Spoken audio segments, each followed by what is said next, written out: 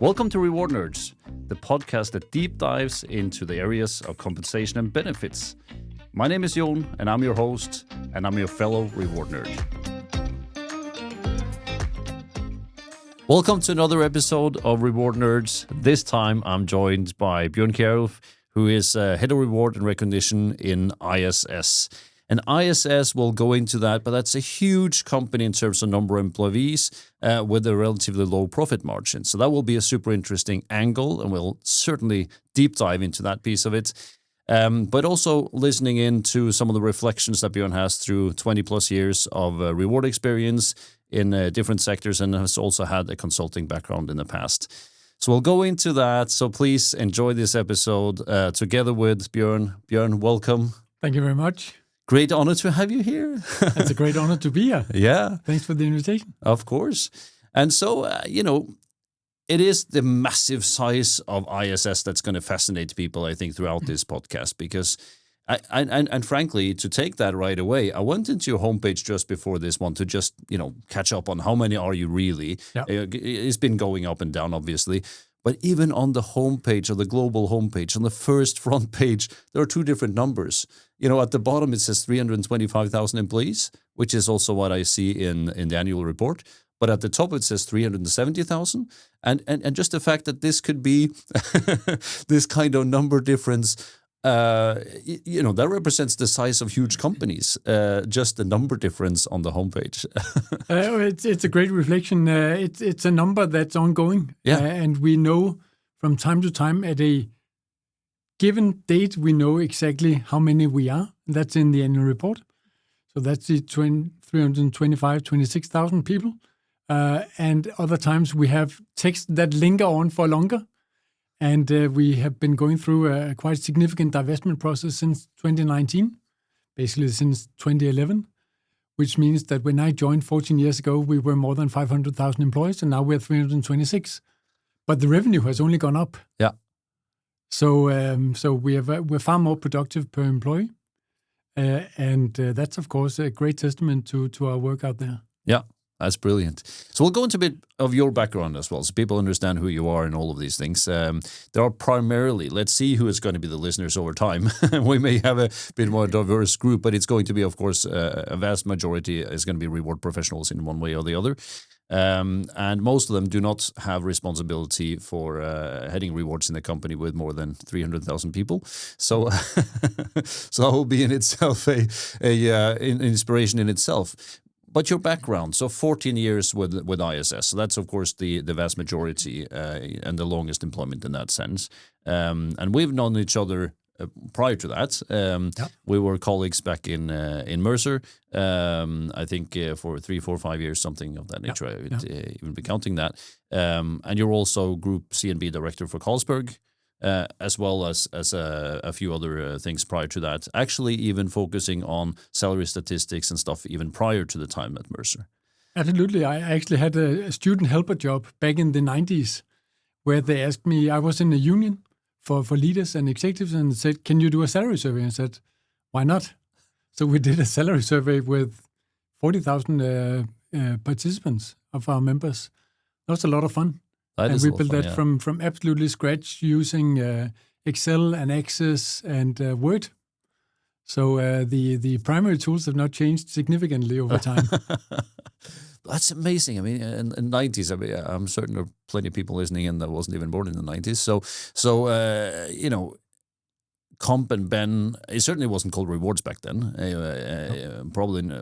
Probably compensation and benefits, if even that. Yeah. But that was really a niche. We're still a niche, but it's growing, yeah? Exactly. So, I think, and you mentioned just before we started here, that it was more like 20, 30 people basically working with the rewards in the beginning, at least in the Danish community. Yeah. It's a tiny group. Extremely tiny, and everyone knew each other. Yeah. And now, and I think you alluded to that in a LinkedIn post in January, that there were 8 openings in the Copenhagen area alone. Yeah. So the community have expanded significantly.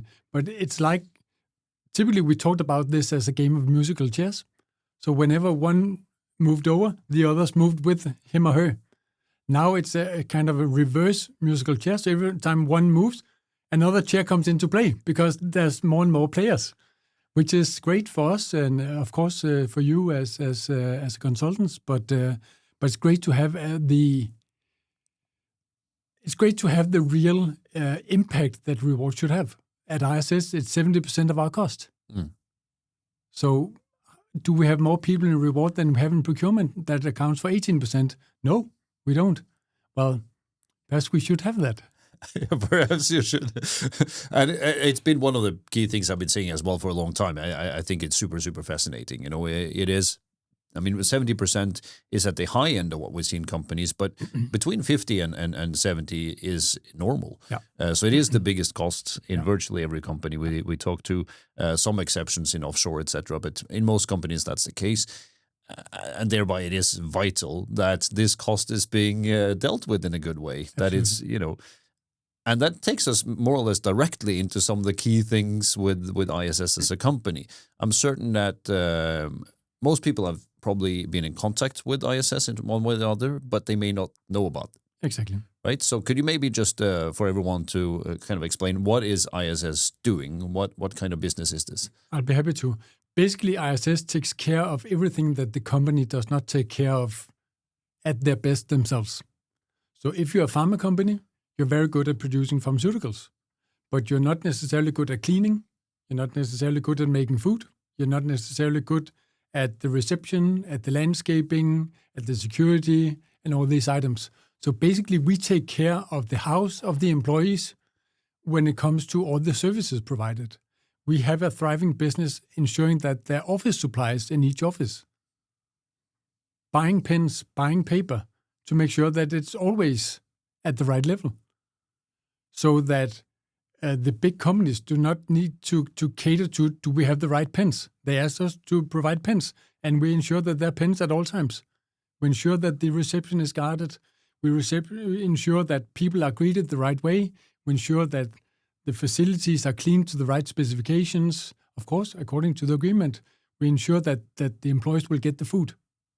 That also means that when we are hit by an epidemic, like we were with COVID, our business is at a loss, because if people are not in the office, they're not going to eat our food. They're not going to need cleaning for the same square meters. But in some areas where they need to be, that cleaning need to be more intense. So that was a bit balanced out to a certain extent. However, our food business took a really long time to recover. And of course, with the return to office debate going on, we're still recovering. We're doing extremely well, but we're still recovering, of course. Yeah. And I think that's perfectly great, I think, in terms of explaining to people what this is, because it also means it's one of the types of brands that you may not observe, because you are there in a way in the background. You're servicing something on behalf of someone. A lot of people may not know who's actually serving the food in the canteen. They just know they have a canteen and they're happy they have one. They typically know the people. They know the chefs. They know the receptionists. They know the people who come and cater with the hot coffee and so on. So people will have the personal interaction, not necessarily knowing that ISS behind. Exactly. But that's, of course, where our concepts come into play, to ensure that we deliver top service and have the right concepts. And if you look at our footprint, with 326,000 employees and their families, that's probably 1 million people we touch. Then we touch our users on a daily basis. So our daily footprint is perhaps 2 to 3 million people that we serve. Before the pandemic, I think we had a daily meal delivery of 1.2 million meals daily. And I was at a seminar many years ago where we were with a big transport company, and they said that they moved 1.2 million containers each year. And I had to find out a fun fact, and I desperately sought out on our webpage and found the 1.2 million meals per day to counter that. And that's, of course, also a staggering number.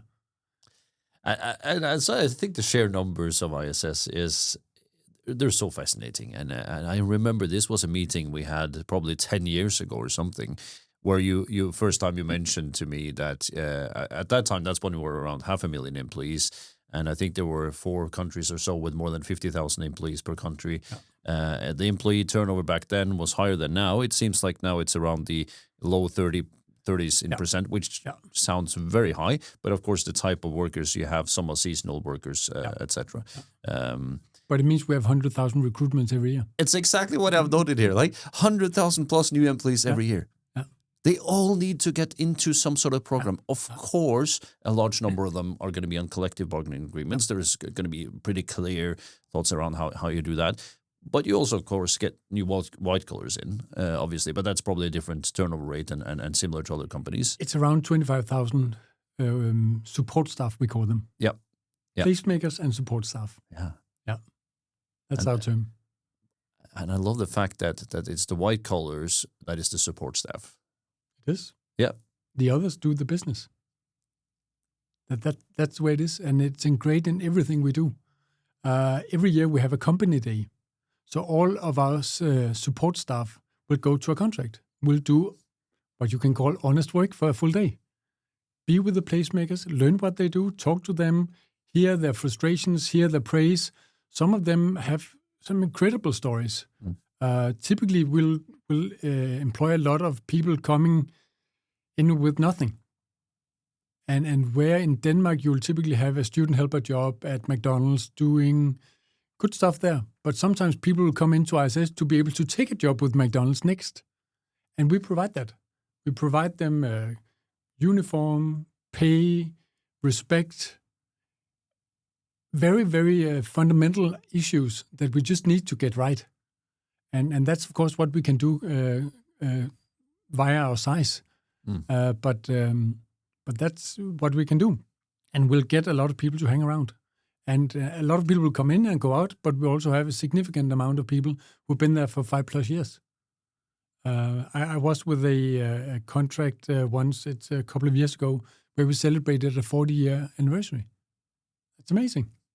That is amazing, yeah. But it means that at the highest levels and also the lowest level as support staff, there's an utmost respect for the people who does the job every day. They are revered at our annual leadership conference.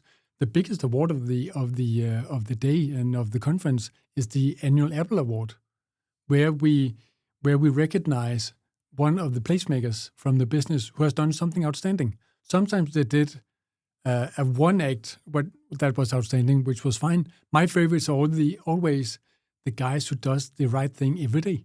Just provide an astounding service, caring for our customers and for their users. That's amazing. And when you see it live, it just warms your heart. Yeah. And hence, on all the polished floors at HQ, there's an utmost respect for the people who does that every day. I think that is so strong, Bjørn. I was really thinking of it on the way to this chat. How do you avoid becoming this ivory tower, top management? Of course, you need top talent in white collar positions to lead a company of this size. Yeah. Of course, you do. And that means you're going to be having some high-paid people and some top people, where snobbery could be a case in a number of companies. It certainly is a case. I'm sure it is. You would not survive a long time at ISS with that attitude. Yeah. It's simply against the culture. My boss is English. She came very often to the Canary Wharf office we have in London. And she always tells the story that if she sat in the reception, it was a shared house. So we had a couple of floors. But if she sat in the reception, she could see people coming in the door who worked with ISS, who didn't work with ISS. Simply in the way they greeted the staff, the security staff, the reception staff, smiling, nodding, just respecting them. And I'm sure you saw this very famous picture of Obama giving knuckles to a cleaner. Yeah. It's what we do. So it's just ingrained. And hence you'll also see on my LinkedIn profile that some of my core competences is peeling of carrots and cleaning of airplane seats with a vacuum cleaner. People who are there with me will tell you that I was not very good at that. Simply, I'm too tall. So getting in and out of those seats was a nightmare, and it came back with bruised knees all over. Yeah. But the people I was working with were significantly less tall than me, and they just weaved in and out and did these airplanes in the morning in no time. Yeah. So that is amazing. I can imagine you are a tall guy. And on that, by the way, you've also been a professional referee in basketball for 28 years. Yeah. That's also a pretty big one. Not that it's very linked to rewards, but well, it give you a lot of understanding of action reaction that you can use in your daily life. Probably yes. So taking us then back to the fact that, of course, this kind of business has always been known for being a low profit margin type of business. It just is. Yeah. It's the massive numbers that come into play that makes it a profitable company in the end and can generate some real revenues. So with that, the profit margin, again, just calculated, is actually just less than €1 per employee per hour. Yeah. And that means there's not a lot of possibility to just let people go out and drink a cafe latte on the company's expense. You can't make the uniforms wrong. Just looking again from the outside, there's not much way of just, it's around the 5% profit margin mark, which we see. Just above. Yeah, just above. Very important. Well done. But how does that impact your work from the rewards angle? Well, as a general employee, knowing that it's around €1, if you look into your private finances and look into how little does it take for you to squander off €1, that will take you a few seconds often. And you need, again, to have the respect for our frontliners. That if you are to spend 10,000 kroner on something, it's probably 1,300 hours of frontline work. So you need to pick the right thing. It also means that we'll never have the highest speed to get to a decision. But it also means that we're extremely careful on who we hire and what the price is. But being a lower margin company or industry, we need to be careful on getting the right profiles in. We need to ensure that we have the right level of staffing. And we probably will more often go to more less staff, but more proficient staff, rather than having more hands. And that requires a certain kind of employee. And we may have a department of 5 where others would have a department of 10. But if we have 5 superstars, we can also pay them more.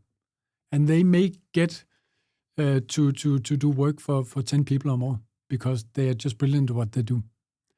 And going back to my own CV, why I've been with ISS for almost 14 years, well, I have really great colleagues.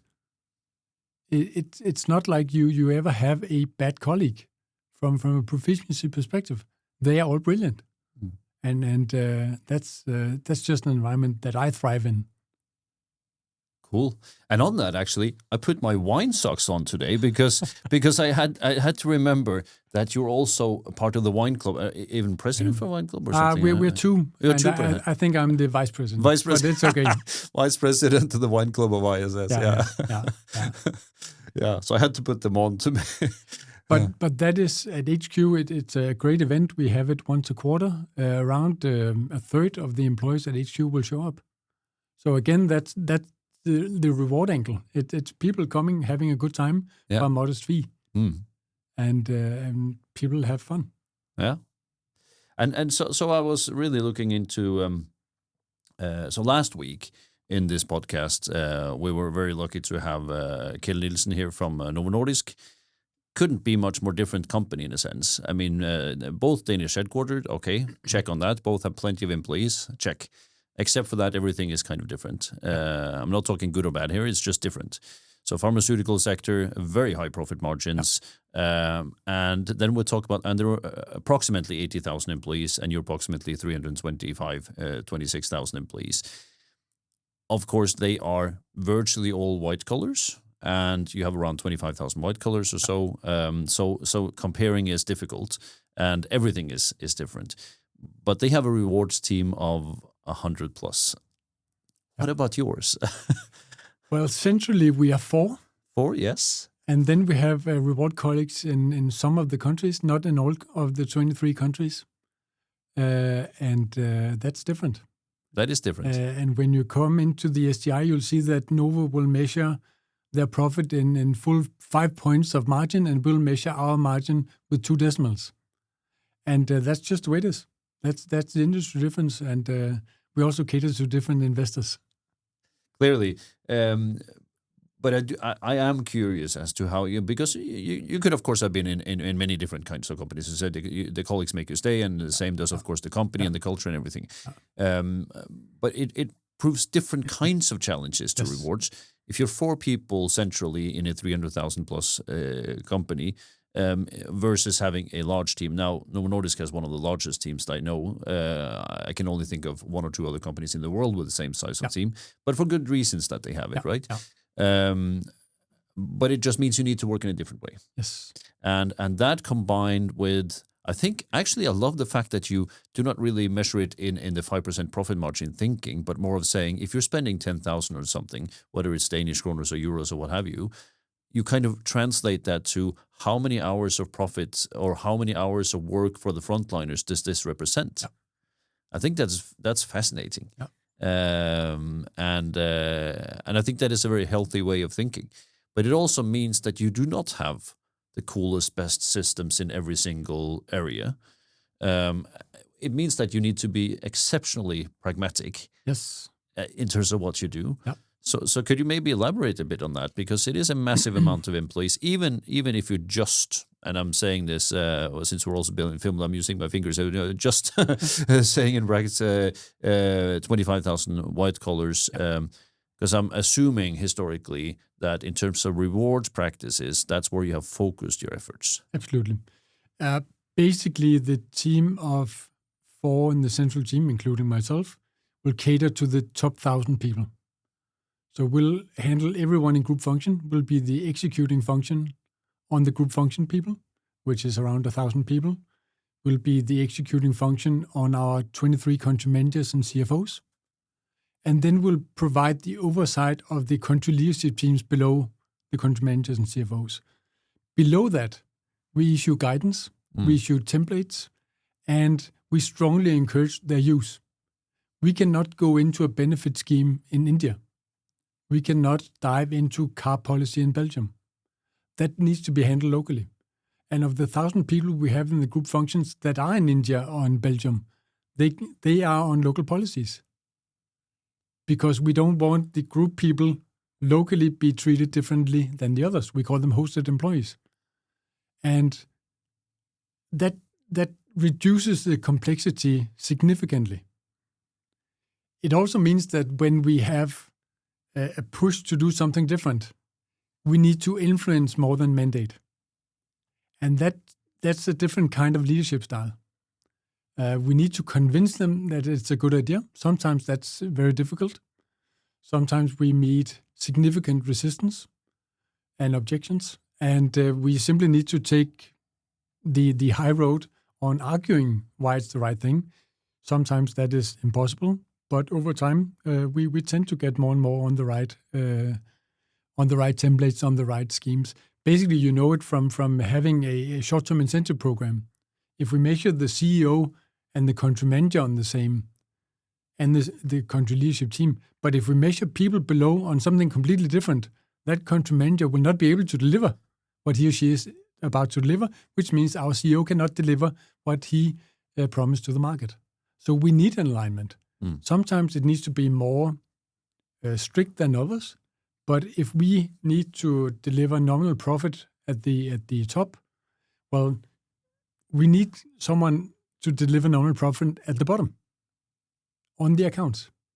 And that alignment is so logical, so rational, but sometimes they just work in a different way locally. And we need to convince them to come in the right direction. That takes time. It takes iterations. So we need to be very patient. And that can be frustrating as well. Of course. And then I'm thinking, with that, sometimes things happen faster or you have to adopt faster. I'm not saying that the pay transparency directive is happening fast, and it doesn't impact every country in the beginning, but it does impact all the European ones virtually. Yes. And there is a deadline. So how do you work with this? When there is an actual demand, something has to happen. There are only so many ways you can do things.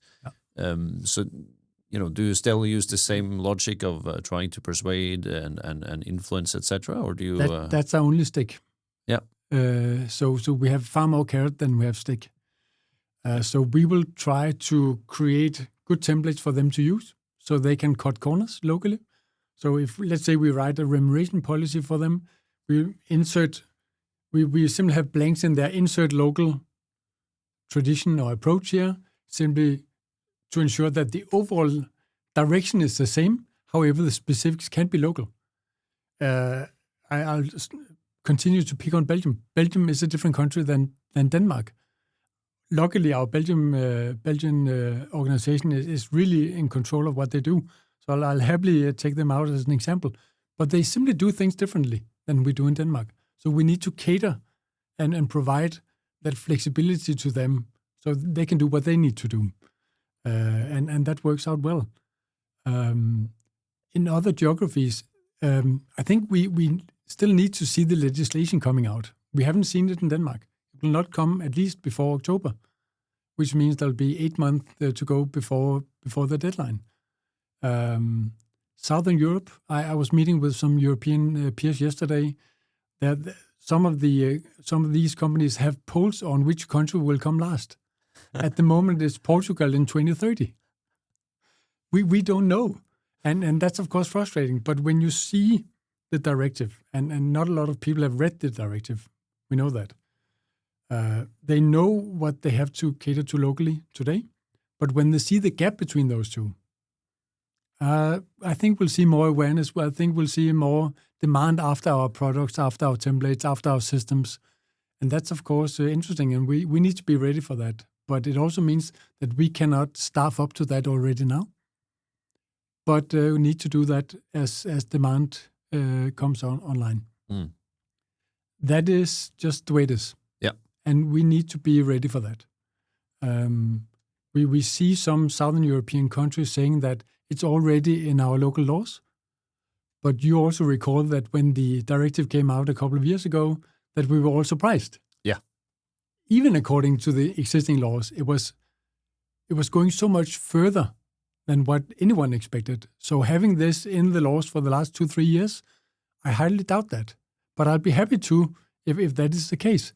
I just highly doubt that. But we need to create the awareness, and that's where I spend the most time.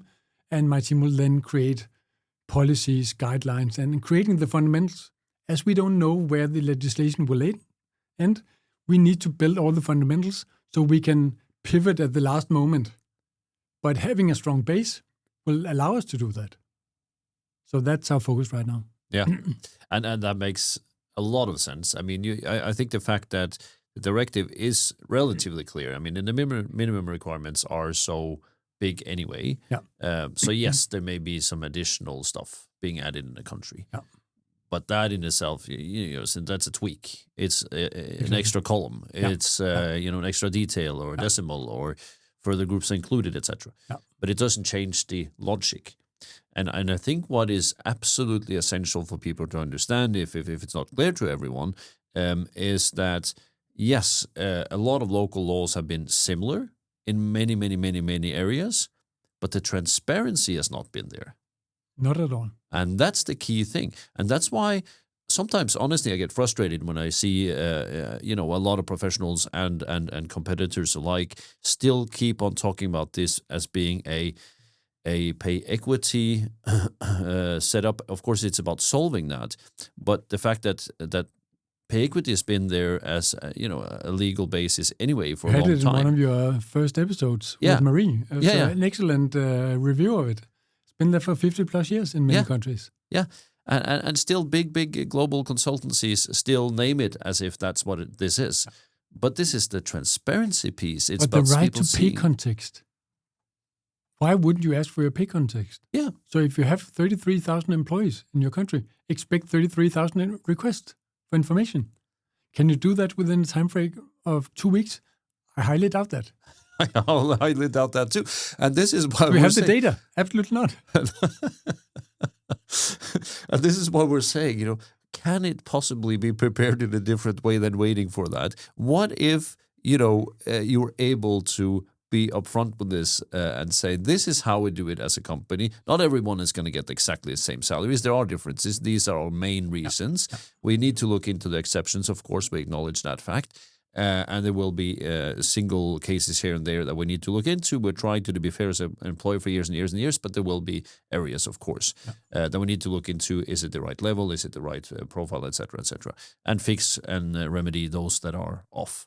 But being upfront about saying, well, this is your salary, this is the average, and this is the median and quartiles, by the way, let's add that, and show that before they ask. Because you're going to get the question anyway. So what if you can find a good narrative of saying, this is how we're paying, this is why we're doing what we're doing, this is where you are at in that, giving time to managers to add a couple of comments if it makes sense, rather than waiting for it. To us, this is a big training exercise.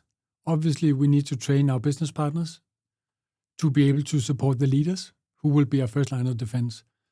But if we do this right, we also train our employees. We train them in how we see reward, what are the variables, what is the playing field. And then we can discuss what the playing field is and not what the playing field is not. And if we get that right, that will prove a crucial tool in providing employee engagement. And as such, the compliance to the report or to the directive is, of course, very important. But if we can unlock the box for the employee engagement, that's a value case. It's a big value case. And I think we've even seen this in cases where it's not really about how you're paid against your peers either. But the times that we have tried out and shown total reward statements to people, just showing them what they're actually getting makes people more happy. Yes. Just knowing what you have. And I saw a research the other day that just, it's something like 99%, they do not look at their pay slips. It's if something comes into their bank account that is unexpectedly low, then they react. Yes. But they don't actually look at it. Which means they don't really know the full value of what they're getting. So just showing them that these are the benefits you're having on top of your salary, and this is what you have the potential. And it is so simple. Do we have the systems to provide that today? No. Will we get it? Absolutely. Yeah. But we don't have the systems for that today, other than Excel. So it'll be a very manual exercise for our group of 1,000 employees. Yeah. That's where it is. That's the way it is, yeah. Yeah. So, and I think it's fascinating. We've discussed this even prior to the episode, whether or not it's an impressive thing or a bad thing or a good thing or whatever it is that you have to use Excel as much as you do. I mean, I know for a fact you're brilliant at it, but it doesn't change the fact that it does have its limitations. It does have a lot of the positives of saying everyone knows it. Not necessarily well, but everyone knows it. And people understand it. It's cheap. Once you've bought Extremely the package anyway, and very flexible. Yeah. So these are all positives. One thing I need to add to that. Do you know that in 25% of all Excel sheets, there's a formula error? Isn't that scary? That is scary. So how many of yours contain that? I would say no, but I know better. I know better. So to all the reward nerds out there doing Excel, be aware, 25% of Excel sheets have formula errors. Yeah, that is scary. And when it comes to people's salary, that is scary. This is some years back, but I remember when I started the business for the global consultancy I was part of in Norway back then. One of the competitors, of course, we got data from a number of companies that had also reported to competitors. And so we got the raw sheets for a couple of them. And that sheet for this global competitor contained an error in the calculation of bonuses. Yeah. It didn't refer to the right cells. Yeah. And I was like, how is this even possible? So that meant that all the data that came into that global consultancy that year was wrong. Yeah. Yeah. So let's hope they fix that, of course. Over time, I sincerely hope that. Yeah. But yeah, so this is like even because it was obviously a very, very professional Excel sheet and set up but even with that you can still make mistakes, and And if it's not locked down in every macro in there, things happen. Yeah. But when it comes to the Pay Transparency Directive, obviously the training and awareness is key. What keeps me up at night is how the collective bargaining agreements are treated. Yes. You are probably very familiar with the City of Birmingham case from the UK. So for those of you who don't know, the City of Birmingham had an equal pay case back from 2011. They didn't react to it. They just got fined £1.5 billion. And with a global revenue of 80 billion DKK, 1.5 billion pounds is significant for ISS. And the City of Birmingham actually went bankrupt. Yes. And that was a feud between sanitation workers and cleaning ladies, where the labor court agreed or came to the conclusion that they did work of equal value. So my concern is that if we were a cleaning company, I would be less concerned. But since we do multi-service, we have a cleaning collective agreement and we have a food collective agreement. How do those collective bargaining agreements interact? I don't know. And that will be a very local setup. And of course, we need to do the grading, the point factors, and what have you behind it. But still, it can be argued that the person doing this kind of cleaning and the food person doing this kind of food services may be at the same level. Yep. We may even come to the same conclusion that they do work of equal value, but the collective bargaining agreements are different. Yes. And if that is, let's say one of them is male-dominated and the other one is female-dominated, then we have an equal pay issue. Even adhering to the collective bargaining agreements and being, of course, fully compliant, that is who we are. That's also what our customers will buy for us, a compliance service. So that can keep me up at night. And that's, of course, the 1.5 billion pounds is a significant amount, and that will get the attention of the decision makers for sure. But absolutely, and this has been the number one concern I've had as well. And ISS has been one of the companies I've been thinking the most about in exactly that, because it is so similar in a sense to what we saw with Birmingham. There are so many similarities. There's no way that the intention of the directive is to risk companies like ISS go bankrupt. Obviously not. Nope. At the same time, cases are cases. They are dealt with from a different angle. Yeah. So this is key, and it's stuff that needs to be clarified, I think, with politicians as well, sooner rather than later. Yeah. I know the concern is very similar with IKEA. I'm going to be having another episode with Konstantinos, and we discussed this briefly a few weeks back.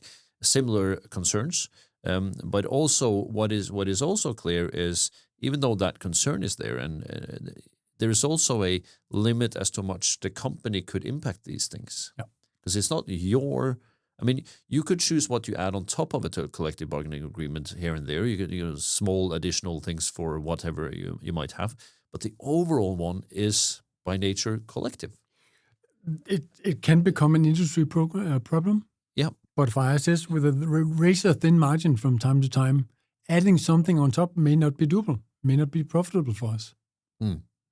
Which means we need to make some really, really tough choices. And we need to prepare for that. That's absolutely key. Yeah. Hence, we need to create the awareness.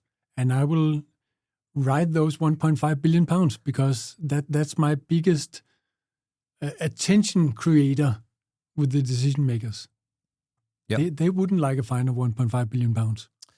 Or even the 30 million pounds as Next got a clothing retailer who had an issue between the inventory men and the checkout ladies. Yes. Same situation, but only 30 million pounds. We would not like a 30 million pounds case either. No. And then there's Tesco, which is very similar. Yeah. And the last numbers I heard was 5 to 6 billion pounds. Let's see where that ends up. It may be exaggerated and it's not finalized yet. So let's see. They may even win the case. Who knows? Yeah.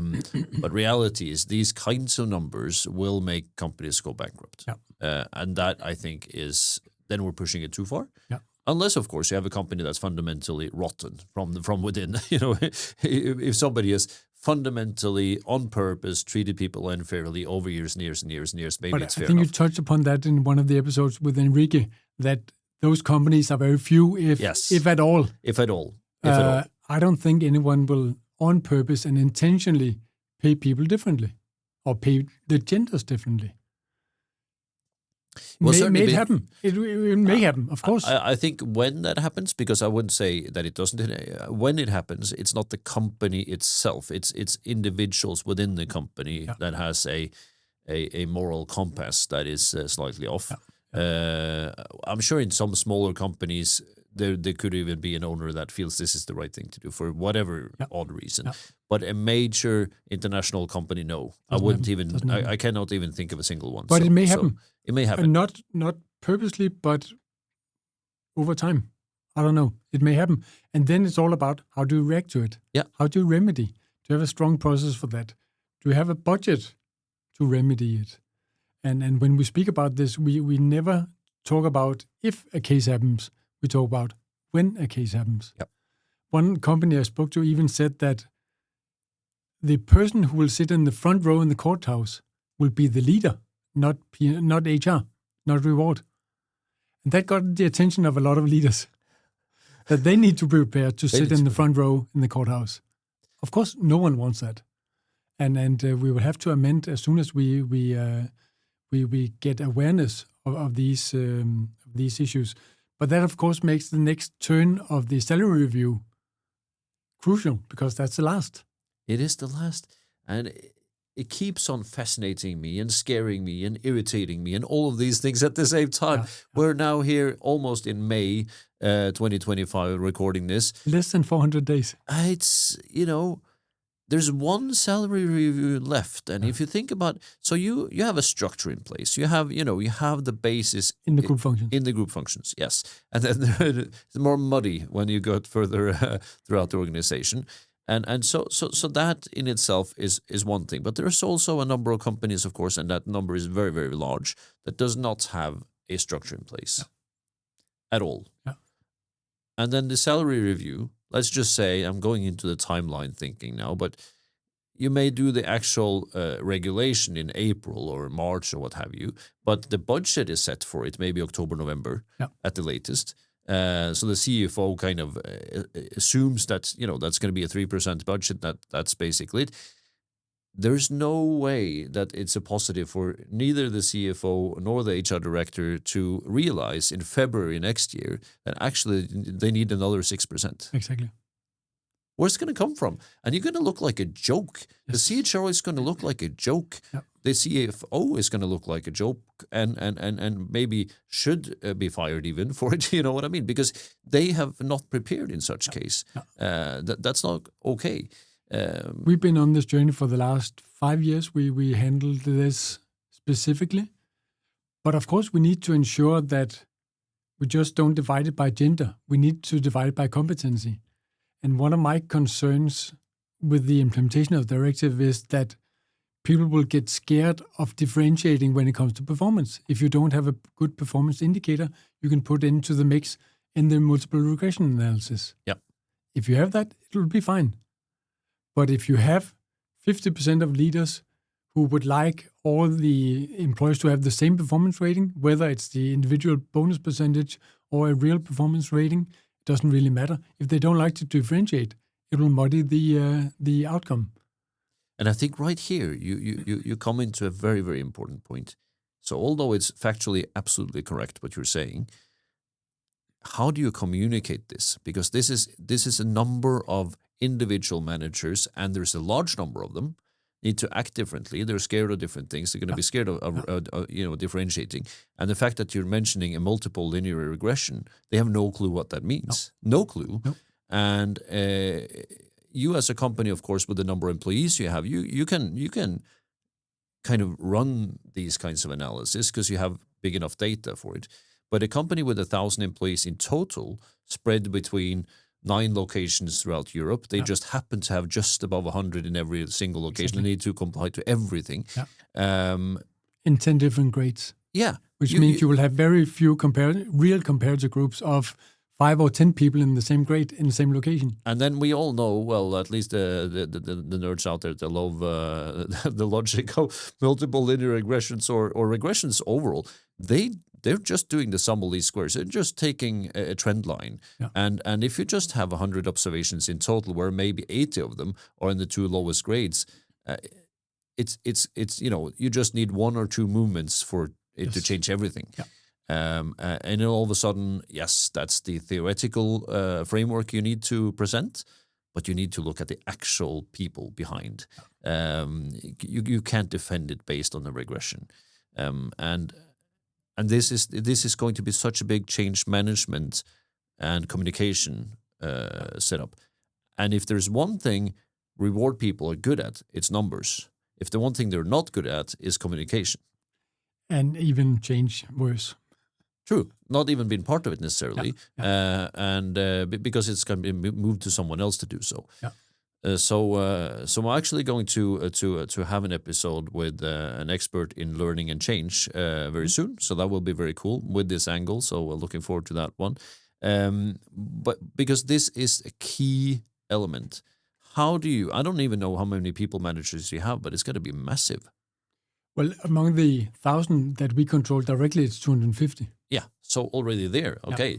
So but they're employees too. They're employees too. We should remember they're also employees. Yeah. So when we go to the managers and our leaders, as we call them, to train them, their first and foremost question will be, how am I graded? How does my pay context look? They will react completely as any employee. Yeah. And we need to be ready for that as well. Yeah. So there'll be, let's call it a soft launch. But talking about performance, we've been talking about pay for performance for ages. And it's sort of a given. But if you don't have a strong differentiator, you cannot do pay for performance. So leader, please choose. Do you want pay for performance or don't you want pay for performance? We as a company has chosen pay for performance. So please go do. It also means that in our Excel sheets, which we can manipulate as we want, if the leaders does not deviate too much from the given budget on each employee, there will be a line blinking in red saying, you're not differentiating too much. The leaders hate it. But it's there for a good reason. Yeah. And we will push back at higher levels when it's like that. Yeah. And, we actually didn't get it to blink. Sorry about that. Yeah. But we wanted it to blink. Well, maybe it was red in a corner or something. It was red. It was red at the top. So that's something. I do think that's an absolutely fundamental piece here is the differentiation piece. Nobody said that everyone needs to be paid the same. No. People should be differentiated in pay because they're performing differently. That is also fair. It is fair. It is fair. And the question is, of course, what criteria? Yeah. How do you measure them? Yeah. How do you document it? Yeah. That's going to be the big thing. For years, we've been trying to push, and I think everyone, honestly, we can say that here as well, traditional KPIs are difficult. The idea that you can really change people's behavior based on an STI program is almost dead. You can change bits and pieces, and for certain areas it works, etc. You can focus their attention. You can focus the attention, yeah. And but for some commercial roles, it also fundamentally works because you can basically have, but you can still get unwanted behavior as a part of it. They, if the KPI is a number of units sold, maybe they give too much discount. If it's on the profit margin, maybe they do 1-year contract rather than 3-year contracts to get a higher profit margin, and which isn't in the interest of the company. There are plenty of ways to fail with that too. But that's kind of the thing. How do we make sure that we do not go 15, 20 years back in terms of development of how to tackle KPIs, how to tackle performance management when we still need to document? We want to position this as an opportunity for the leader and employee relationship to go to another level. So having transparency on the grading provides a completely different point of departure for discussing career, development, opportunities. What can I do as a leader to make sure you advance to the next level? Or we don't have the next level in my role or in my department, but I can support you getting into this other department so you can climb higher up a different tree. That is a discussion we know from our employees that they want to have. Of course, they want to know, how do I progress my pay? How do I progress my career? How do I get on to the good projects? But this is a huge awareness session where we can create this. And if we get it right, it'll be the most powerful intervention we ever did. If we get it wrong, it will cause reputational damage and huge turnover of our people. So that's, of course, everything will go into ensuring that that does not happen. But we still need to create that positive spin on things. And it's not even a spin, it's a real change of how we interact with our employees. That's going to be extremely rewarding for the leaders, for the business partners, and for the employees too, when we get it right. When you get it right. Yeah. Oh, yeah. I like that, when you get it right. Yeah. We need to. True. And then that's the challenge then going back. I think I'm just going to mention this once, but it seems to me that there's still so many companies out there that still need to actually get a business case approved in order to be able to work with these things. Yeah. For something that's happening, something that impacts the business so massively. And I find it absolutely crazy. But it is the case because HR is not known to get big budgets, and Rewards has its already set budgets to buy some salary surveys and a little bit of consulting and what have you, and that's kind of it. Yeah. Anything outside of that, difficult. But this is compliance. This is, people will say, it's the size of GDPR. No, it's much bigger. Yeah. GDPR is a pure compliance issue. This is a culture change with a compliance issue. And hence the coffers should be open. Of course, they are not. They should be right and sized the right way, but it should be done for the right reasons. And that's why we want to position it like that. At ISS, we have great career stories. Our CEO came in as a consultant or as a controller some years ago.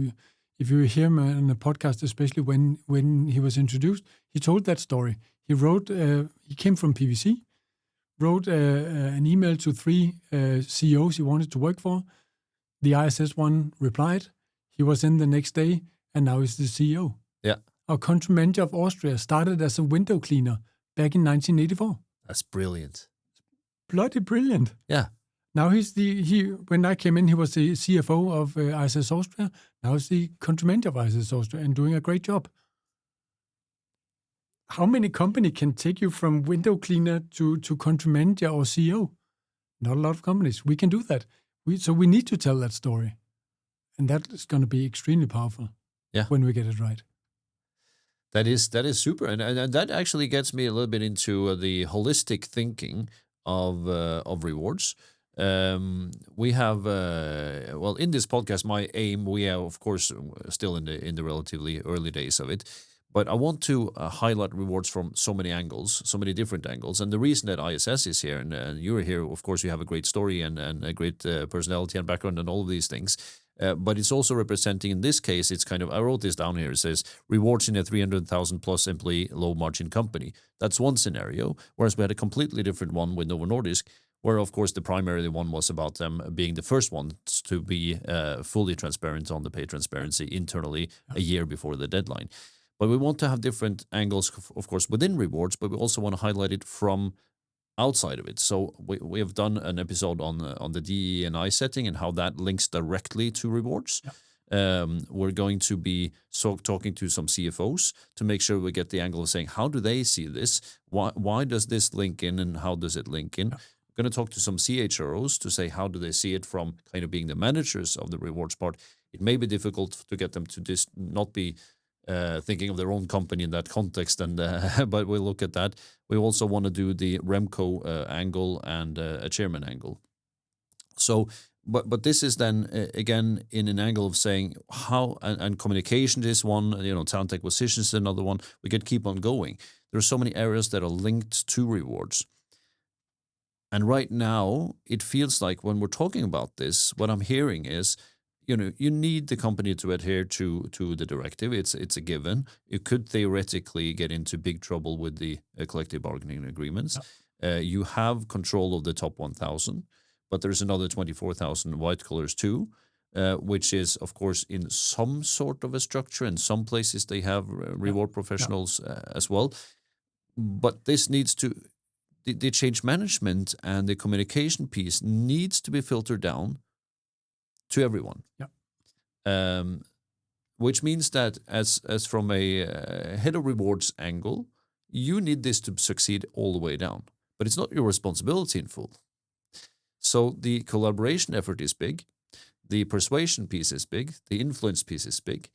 But on top of that, it needs to be a collaboration with your internal communications colleagues in one way or the other, probably. Probably somebody working with change management if you have them internally or externally. And all of a sudden, rewards isn't just rewards. It's much bigger. It's much bigger. But it always were. Yeah. It always were. So I will spend more or less as much time with my finance and legal colleagues than I do with my HR colleagues, because there are so many items that goes across. So we work very interdisciplinary, I would say, which is good, because there's a cost side to it. There's a legal side to it. There's, of course, a very significant HR side to it. We need to get it right, and we need to ensure that the other parties will get it right to and understand where we come from. When it comes to getting to the countries, it's awareness, it's constant bombardment on this is what's going on, this is how far we progressed. This is the case from this country where they do this great thing. Look at this. Please copy everything you can from them because they're doing a great job.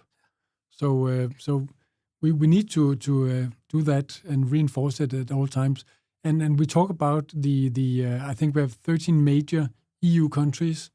We have some smaller EU countries where we call them managed services, so where we work through partners. But we also have Switzerland, UK, Norway, who most probably will come with something that's not completely far off because they need to do something else. When you look outside EU or outside Europe, US, it's 22 out of 50 states who have something already. And more states are, well, a few months ago, more states will be coming onto it. Let's see where they end up now. We don't know with the political situation there. Australia will come online at some point. I could see Singapore, Hong Kong coming online as well. Yep. So it's not something that ends in Europe. Absolutely not. And Australia already has a big reporting piece. You know, the homepage that they have for that went absolutely viral when that came online. And as I've understood it, that really went fast. So that's interesting. And by the way, just touching upon the US without any political debate on that, is just saying what I have seen a number of companies doing is that they ignore a bit what 22 states that are. I didn't even know it was 22. I thought it was less, but that's great. It's even more. But it becomes difficult to remember which ones. Was it 9? Was it 11? Was it 15? Was it 22? Is it 25 tomorrow? So they basically just say, if we're, everyone in the US that we're having, we're going to show the salary bands anyway. It's easier. Yeah. And the easier thing is like you're always allowed to be more transparent. There's nobody stopping you. The same goes with the number of countries outside of where you have to do it. Yeah. So a number of companies are saying, we're going to go global with this. Now, it's going to be a phased approach for practical reasons. Yeah. And I keep on mentioning India in that respect because there's so big difference in the different levels that if you're just one level off, it's going to look absolutely wrong. So then you need to spend extra time making sure the levels are right, and maybe sub-levels even. India is one of the 3 countries where we have more than 40,000 employees. Yeah, together with Turkey and Indonesia. So if something comes online in India, we need to cater to that. That's huge. It also shows that now with the CSRD, we had to do global reporting on the pay gap. I'm not sure the definition makes a lot of sense in the CSRD, but that's a different topic. But it shows that our males are paid 4% less than the females overall in the group. Why is that? Well, in India, in Indonesia, it's predominantly the males we have on minimum salaries. So they that's 80,000+ people who has a minimum salary in those two countries, who are not the highest paying countries in the world. Mm. So that will drag down the men globally. Yeah. Does that number of -4 make sense anywhere? In my book, absolutely not. It's the same number as the CEO pay ratio. Yeah. Doesn't make sense either. Also ridiculous, yeah. If we were to acquire a different company, let's call them ISS2, with the exactly same footprint, we would go from 325 to 650,000 employees. The medium or average salary would be exactly the same, but I can assure you our CEO will have a higher salary, which means that will deteriorate our CEO pay ratio. That number doesn't say anything. Just as a global salary gap does not say anything. When you come to a country, it makes a lot of sense to dive into that. When you come to departments, divisions, it makes a lot of sense to cater to that and get it right. Globally, I'm not sure that number gives you anything at all. But I also think, and I completely agree to that, I'm also uncertain as to how much that is being looked upon from investor side, etc. They know these things. We never get any questions. We get questions from media. Yeah. Because it's a great story. It's a great story. Sensationalism always is. For people who doesn't know. Yeah. We have to live with that, I think. Yeah. But it can be explained. And you just did, right? So I think that works. Okay, cool. Look, so we are actually just going on here, and we've been on for an hour now, so that's amazing. So that's good. But so we should probably try to round it off a bit, sure. And I would love to kind of get your views at the end here around. You've been in rewards now in one way or the other for more than 20 years, and more than 25 even, depending on how you calculate that. Yeah. So that has developed significantly, and certainly accelerated the past 5 years, I would say. So how do you see it developing the next 10, 15 years, kind of post-paid transparency directive? Because that kind of is influencing everything now in the next 2-3 years. And then what? I think the paid transparency journey is not over in 10 years. It'll just be outside Europe. In Europe, it's probably over in 5, or getting to a new plateau in 5 years. Let's see what the politicians would come up with. Will there be additional requirements? There could even be less requirements. I think overall in reward, we'll see AI being implemented more and more. We are not ready for it at all. We don't have the systems. We don't have the tools for it. I know some of our peers will have some brilliant AI tools in. That's great.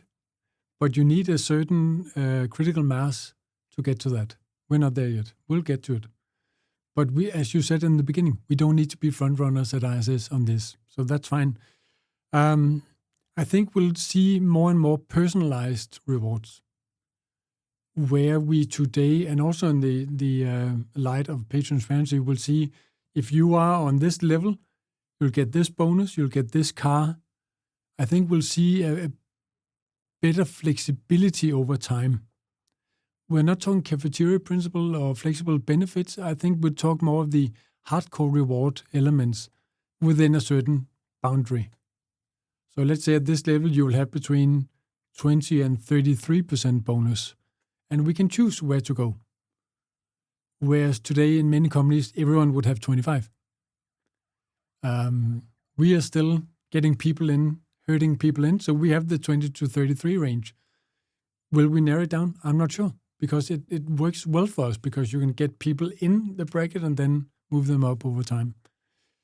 I think that's one of the bigger things that will come. Apart from that, it's doing the right thing, ensuring you spend your money well, and ensuring that you retain your key talents.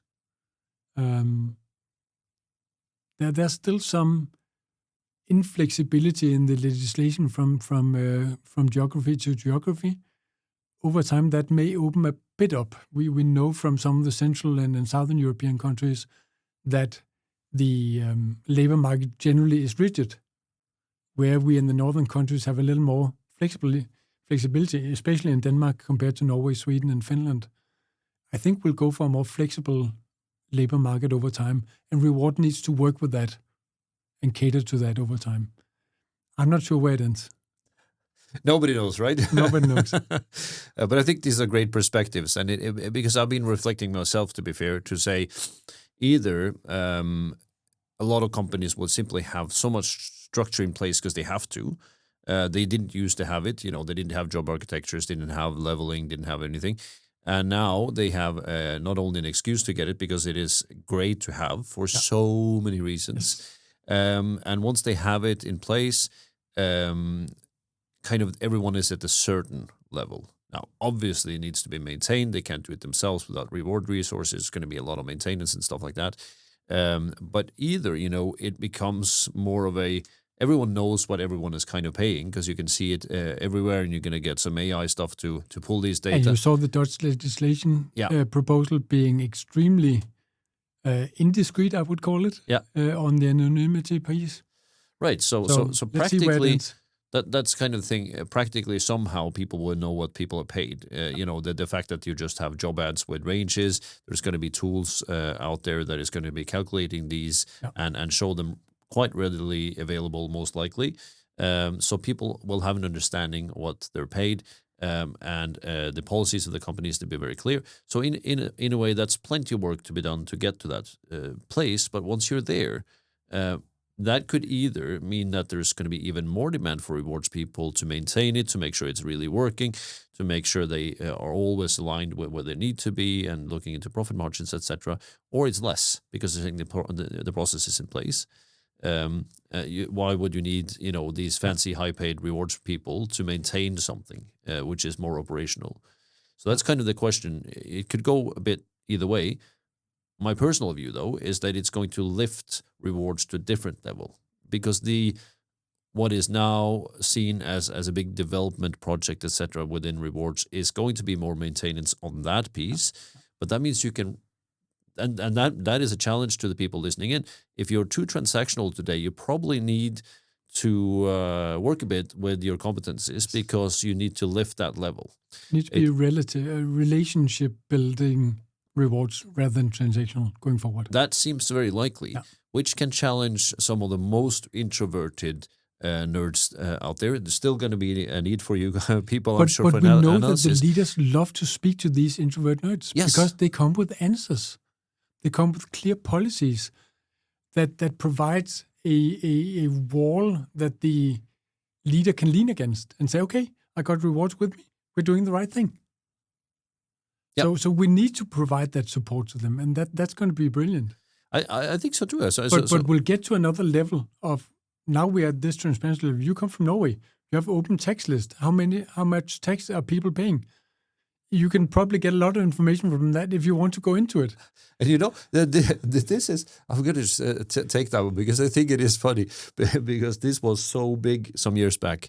First, it was big when I grew up, then it was in the newspapers of the city you lived in. I lived in Trondheim at the time, and you kind of got the big newspaper there. Everyone bought the paper that day, and you could look at the list in top 1,000, right, in terms of income and in terms of tax and fortune. So that was like a big thing, and in articles every day for some time after that. And then when they started coming online, then some of the big tabloids, they went nuts. Like then you could every single list, everything was public. Everyone knew what everyone was making. You can search on name, etc. And it went a bit too far, right? Because it absolutely exploded. So then they started reversing it a little bit in the sense that you could still do it, but the person you searched for, if you looked them up, would get a notification that you did. So that's kind of, your neighbor might find that strange, and you may find it strange yourself that, or your uncle or whoever that you looked up. Exactly. And so that kind of, there are still top lists, etc., and these kinds of things, but it has reversed a little bit. So there's always this reaction, and you get some kind of if it goes too far. And that's kind of what I'm saying. If it turns out the Dutch process is taking it too far, and people feel this is intimidating, it's terrible, then at some point there will be a reaction to that, and something happens to protect people's personal data, etc. But the question is also on the right to pay context. If you get your colleagues picked out on that list, if you can ask for it every month, and you know another person came online, you can see who's the new dot. Yeah. So we also need to protect that from a certain perspective. Yeah. And then I'm sure that the right to information doesn't mean that you have that right every single month. It may be limited to once a year, etc. Exactly. But that's, of course, a question for us. Do we want to provide it outright? So it's just self-service? Yep. Because then we will not be overwhelmed by a lot of requests to get that, because you can just look it up. I think that's the right thing to do at some point. When we're mature. Sorry? When we're mature for it. Yeah, because what I think is key that nobody should open up for that now. First, there needs to be context. There needs to be context where the manager has the ability to plot in a few comments, because, again, we're still looking at average here. Let's not open that discussion all over again, but we're looking at the average, which practically means that in virtually every company, more than half of the individuals will see a number that's higher than their own number. And that is never nice, even if it's just a couple of percentages, because you're below. Why on earth am I below? Yeah. And the closer you are to that number, it's probably going to feel even more strange that you're below it, because that clearly means that you're saying I'm more or less at and still I'm below. Why? Exactly. I want that small difference given to me. Another 500 euros a month, 200 euros a month, 100 euros a month. I want that. Why am I missing this? And so that's going to be, I think, a massive one. But what we're trying to say is, at the moment, the first time and maybe the second year as well, don't do it that way, because you need some context here. The manager needs to be able to provide a bit of background, and the manager needs to have the ability to talk to HR or rewards of saying, is there something here? Because I just became the manager of this individual 2 months ago. Yeah. I don't know the history. Exactly. They're doing well, but they're paid 9% below the average. I have no clue why. And there may be this outlier, because we're talking about averages here. Yeah. It just drags everything up. Again, a legacy case. If you have a company of 20,000 people, an average one, there may be 2,000-3,000 managers. There's going to be at least 500 of those that have no clue about this average median kind of challenge. So you need to give some context, and there needs to be some clarity where rewards or HR is involved in saying, oh, but this individual has less experience, has less tenure, has less whatever is relevant for the company, and this is why, and this is the history, and the past 3 years has been kind of catching up, and if that continues, they're going to be on par within a year or two, which is according to plan. Okay, no big drama, it's fine. But you need that context, and without that context, this is going crazy. And we can probably do a full podcast on this situation in itself, but you need to understand, you need to let your employees understand that you cannot make amendments at all times. And unfortunately, it will typically be the noisy people who will make that call rather than the people who may deserve it best. So that's our challenge, to find out when will we react and when will we not react. That's a big topic in itself. So let's do another podcast on that, I guess, because now we've been summarizing for 15 minutes. Sorry about that. No, that's beautiful, Bjørn. Look, first of all, thank you so much for sharing so openly. I think it's brilliant, and the ISS story in itself is fascinating. It is fascinating to have a company that actually so clearly really turns things upside down, of saying, instead of talking about blue collars as those that are just production, it's the other way around, that the white collars are the support staff of the front line, and I think that is clearly part of your culture. It's clearly part of the fact that you're out there working, cleaning airplanes, etc. once a company day. It's clearly good to make sure that you're actually connected to that piece of it. So probably also one of the reasons that you can succeed in a very low profit margin industry, and being able to make the right decisions and thinking about, when you spend money, what this actually means. So very inspirational, Bjørn. Thank you so much. Thank you for inviting me. Thanks. All right. Thank you.